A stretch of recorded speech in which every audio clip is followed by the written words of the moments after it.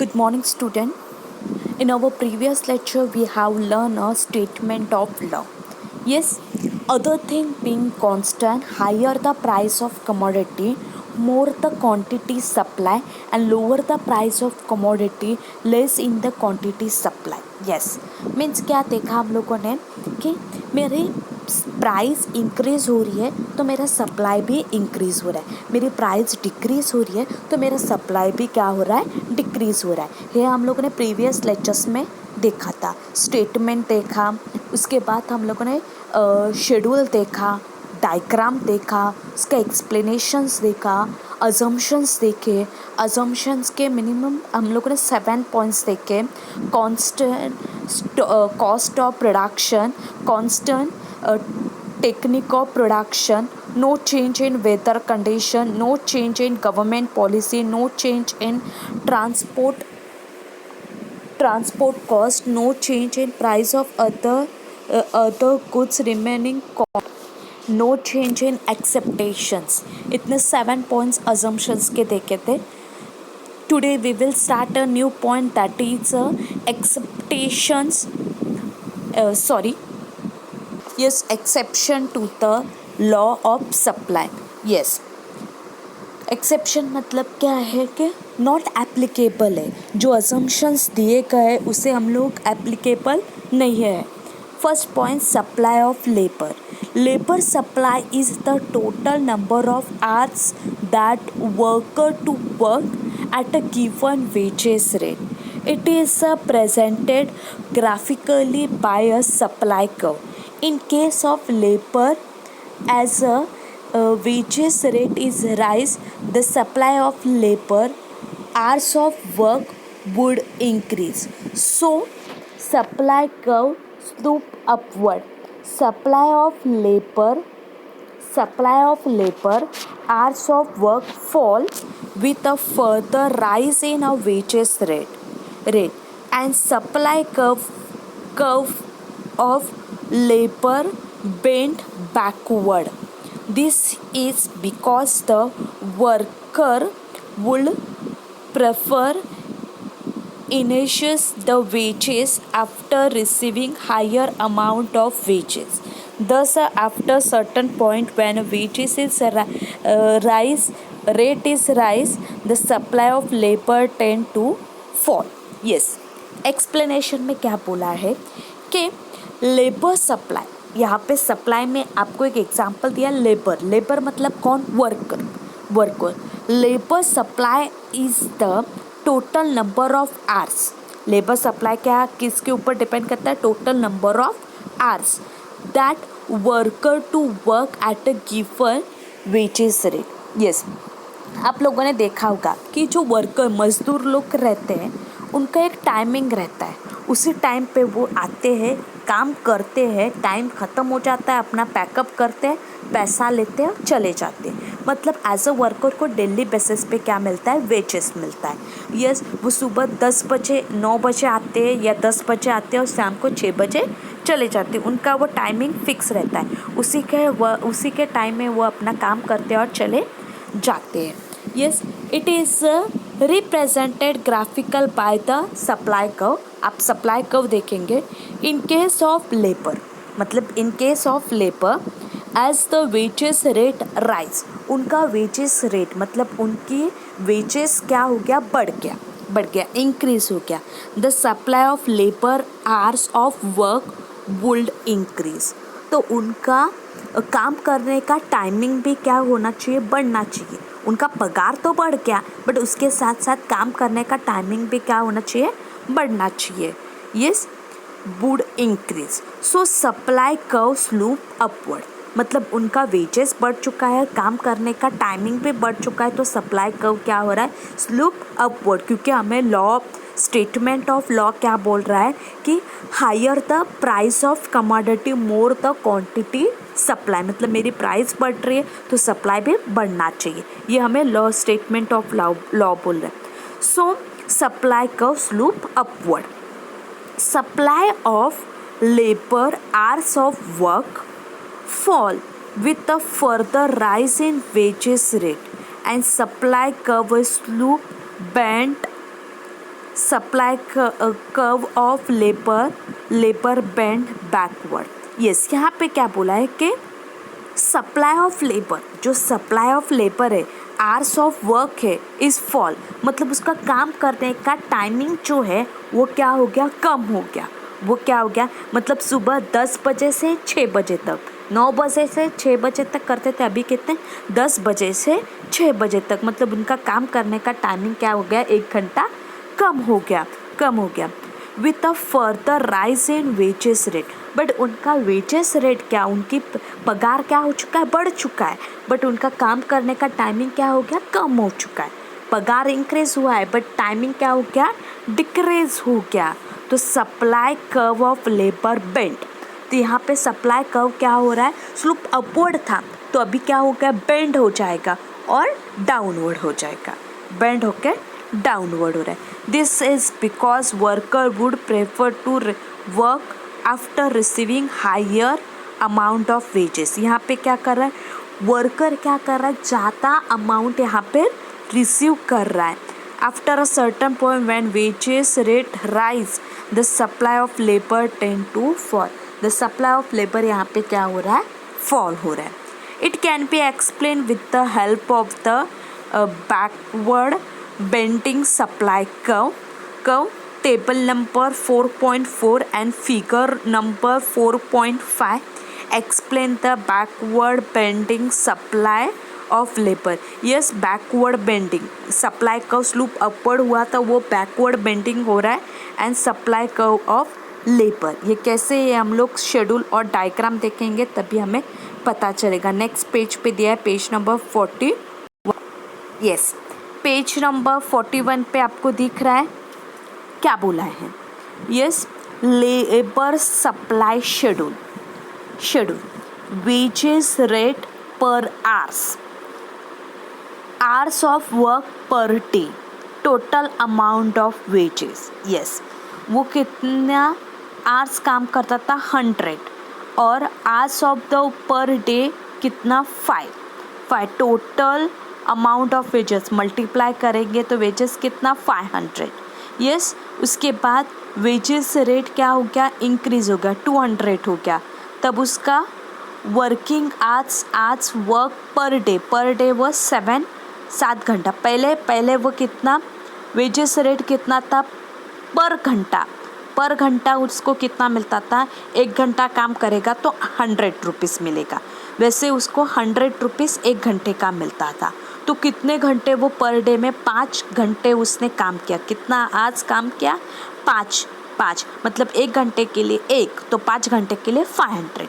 उसके बाद wages rate बढ़ गया, उसको 1 घंटे का 200 रुपीज़ मिलने लगा। कितना, 1 घंटे का 200 रुपीज़ मिल, तो उसने अपना ज़्यादा काम किया। कितना, उसने अपना पर डे वर्क भी बढ़ा दिया।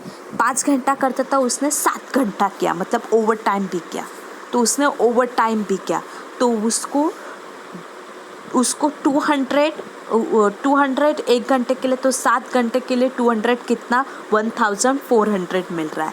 उसका वेजेस रेट और बढ़ गया 1 घंटे का उसको 300 रुपया मिलने लगा, 1 घंटे का 300 रुपया में। बट उसका वेजेस आवर्स क्या हो गया, कम हो गया। उसने सिर्फ 6 घंटा ही क्या किया, काम किया, तो उसे कितना मिलेगा, 1800। चलो देखते हैं। यस, एक्स एक्सेस क्या इंडिकेट्स कर रहा है, supply of labour, hours of work, and y axis क्या इंडिकेट कर रहा है, वेजेस रेट पर आवर्स। चलो यस, एक्स एक्सेस पे 5 घंटा उसने काम किया, 6 घंटा काम किया, 7 घंटे, इसलिए 5 6 7। एंड वेजेस रेट, उसे वेजेस रेट कितना मिल रहा है, 100 200 300। चलो, जब भी उसको 100 रुपीज़ मिलता था 1 घंटे का, तभी उसने 5 घंटा किया, इसके लिए वहाँ पे टिक गया। उसके बाद उसका 200 मिलने लगा, तभी उसने कितने 7 घंटे तक किया, इंक्रीज़ हुआ। यस, दोनों इंक्रीज, बट उसके बाद उसे और इंक्रीज पैसा मिला, 300 मिलने लगा पर आवर, बट उसने काम क्या किया, कम किया। इसके लिए 300 और 6 के ऊपर पॉइंट ड्रॉ करो। वहाँ पे SAS दिखा है, ए मतलब उसका इंक्रीज हुआ, दोनों इंक्रीज हुआ, और वापस से एस मतलब उसका वेजेस रेट इंक्रीज हुआ बट वर्किंग आवर्स क्या हो गए, कम हो गए। इसके लिए स्लूप अपवर्ड हुआ, अपवर्ड मतलब ऊपर गया, उसके बाद वो बेंड हुआ और बेंडिंग हुआ। सप्लाई कर्व क्या हो गया, बेंडिंग हो गया। Yes, understand. एक्सप्लेनेशन देखते हैं। इन a figure 4.5 supply of labor hours of work, it's show on a x-axis and wages rate as per hours in show on the y-axis। जो मैंने अभी बताया x-axis क्या इंडिकेट्स कर रहा है, y-axis क्या इंडिकेट कर। The curve of SAS, the curve क्या बोला है, SAS represent backward bending supply curve. क्या दिखा रहा है, SAS backward bending supply curve of labour, backward bending supply curve of labour when the supply rate is ₹100 पर hours, the hours of the work in 5। जब उसको 1 घंटे का 100 rupees मिलता था तभी वो 5 घंटा तक काम किया। The total amount of wages receive is ₹500। उसे वो पाँच घंटे का कितना मिला, 500 रुपया मिला। The total amount of wages receive is ₹500 when wages rate is high, 100 से 200 हो गया तो उसका वर्किंग आवर्स भी बढ़ गया। From 5 hours to 7 hours, the total amount of wages would be rise from 500 to 1,400. At this point, supply enjoying highest amount, that is ₹1,400. The work for 7 hours. If a wages rate is rise, उसका wages rate क्या हो गया, बढ़ गया further then 200 to 300। उसे 1 घंटे का 200 मिलता था तो अभी 1 घंटे का 300 मिल रहा है। But total amount of wages may be rise but the labour will be prefer leisures time and denies to work for extra hours, he is ready to work only for 6 hours। उसे और extra work करने के जगह पे वो सिर्फ 6 hours तक ही काम करना स्टार्ट किया। Yes, at the point of a the supply curve bend backward which become an exceptions to the law of supply, exceptions to the law of supply. Yes, तभी यहाँ पे हमारा जो लॉ है, लॉ ऑफ सप्लाई, वो यहाँ पे applicable नहीं हो रहा है। Next point number 2, agriculture goods. The supply of labour does not apply to agriculture goods as they are produced in specific season and their production depend on weather condition. Due to unfavorable change in weather, if the agriculture production is low, their supply cannot be increased even a higher price। इसके पहले हम लोगों ने climate conditions देखा था assumptions में। हमें हमारे जो अपवाद है, एक्सेप्टेशंस जो है, एक्सेप्शन जो है वो क्या बोल रहा है, agriculture good. The law of supply does not apply, यहाँ पे लॉ ऑफ सप्लाई अप्लाई ही नहीं हो रहा क्योंकि agriculture goods they are produce in specific region. Agriculture goods क्या हो रहा है, स्पेसिफिक सीज़न में ही चलते हैं। जैसे कि हमें चावल के एग्रीकल्चर फार्मिंग करना है, कभी भी कर सकते नो, जब भी रेनी सीजन होते तब भी आप करते, मतलब स्पेसिफिक रीजन में करते। They are production depend on weather condition, उसका प्रोडक्शन किसके ऊपर डिपेंड करता है, वेदर कंडीशन। मैंने सीड्स बहुत जगह पे डाला है बट बारिश अच्छी आएगी, धूप मिलेगा, वो ऊपर आएगा तो ही वो प्रॉपर वे में कंडीशंस हो सकता है। मतलब डिपेंड किसके ऊपर करता है, वेदर कंडीशन के लिए। फेवरेबल चेंजेस इन वेदर में चेंजेस हो गया तो मेरा एग्रीकल्चर प्रोडक्शन भी लो हो सकता है। And supply can not be increase in higher, उसकी ज़्यादा पैसे भी मिल रहे हैं तो मैं ज़्यादा सप्लाई नहीं कर सकती क्योंकि मेरा प्रोडक्शन ही कम है, तो मैं कम ही सप्लाई कर सकती हूँ। तो यहाँ पे हमारा लॉ क्या हो रहा है, एप्लीकेबल नहीं है। Next point number 3, urgent needs for cash. Urgent क्या है, needs for cash. If the seller is in urgent need, seller को जो बेच रहा है उसे कैश की ज़्यादा ज़रूरत है, उसको नीड से पैसे की ज़्यादा ज़रूरत है। ये urgent needs for hard cash, he may sell his product at which may even below the market price. yes, तो वो उसे पैसे की बहुत ज़रूरत है, मतलब आज उसको पैसा चाहिए बट उसके पास नहीं है, तो उसके पास जो प्रोडक्ट है उस प्रोडक्ट को वो क्या करेगा, सेल करेगा, मार्केट प्राइस से भी कम प्राइस में भी वो सेल करके अपने पास वो पैसे ले सकता है। Yes, next point number 4, perishable goods. In case of perishable goods, the supplier would offer to sell more quantity at a lower price to avoid loss. For example, vegetable, eggs, etc. Yes, perishable goods मतलब long life तक नहीं टिकने वाले, जल्दी ख़राब होने वाले goods. ये सुबह से मैं बैठी हूँ वेजिटेबल का सेल कर रही हूँ, यस मैंने अच्छे से हो गया, बट मेरे पास अभी भी बहुत सारे वेजिटेबल बचे हुए हैं। मैं बोल रही है कि ये 10 रुपये में ही आएगी धनिया, ये 10 रुपये की ही जोड़ी है धनिया की, मैंने 10 रुपये जोड़ी बोल रहे। सुबह से बहुत सारे गए बट अभी शाम होने लगी और मेरे पास बहुत सारे बचे, तो मैं क्या बोले 10 का 2, 10 का 2, मतलब सुबह मैंने 10 का 1 बेचा, अभी मैं क्या कर रही हूँ 10 का 2 बेच रही हूँ, ले रहे। यस, उसके बाद थोड़ा सा और टाइम और मैं 10 का 3 भी बेच रही हूँ। क्यों बेच रही हूँ, मैं ये इसे घर पे लेके जाऊंगी तो वो क्या हो जाएगा, ख़राब हो जाएंगे, उसके मुझे 1 रुपया भी नहीं आएगा, मुझे फेंकने पड़ेंगे। बट मुझे अभी मेरा लॉस हो रहा है, ये मुझे पता है।